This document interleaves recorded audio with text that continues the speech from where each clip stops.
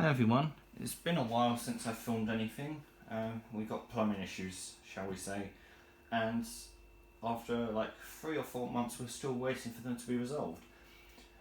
In the meantime, I thought I would spin race these two machines. So we got a Candy smartpro from mid to late 2023, and we got a Zanussi aquacycle from late 2007. They both have brushed motors, both run on AC. The Candy has a Welling and the Zanussi has an ACC, also known as a Nidec before it became Nidec. These are my only two machines with AC brushed motors. The IZ does have a brushed motor, but it's run on DC, and I have already raced that against the aquacycle. So I figured, why not race these two? They're also very different, and you will see that in this video. So I'll start with the aquacycle. So this one, spin only and at 1600. And then we'll move on to the smartpro. So this one, during a spin, I'm going to run that at 1400. The smartpro claims 10 minutes. The aquacycle, I think the manual doesn't give actual times, but it's about 10 minutes from my experience of using the machine. So yeah, we're doing it empty because I can't be bothered to waste time leveling the aquacycle. So yeah, 3, 2, 1, go. Start this one first as it's not instant.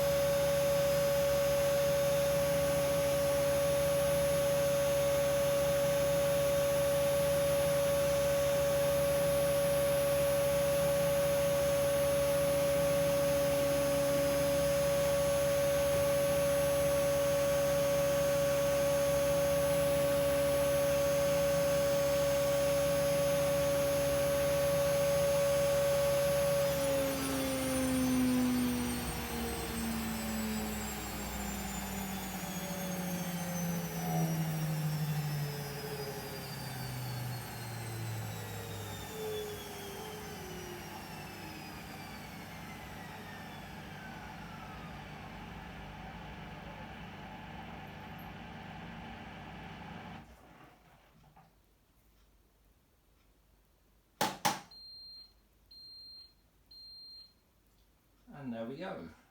The aquacycle wins, not by much actually. Obviously you can see the candy's time is not very accurate. It spends ages at 10 minutes. The aquacycle doesn't have a timer, so I'm not going to use that as a comparison point, because the aquacycle could be doing the same thing, but we can't tell, you know, if that makes sense, because there's no on-screen timer.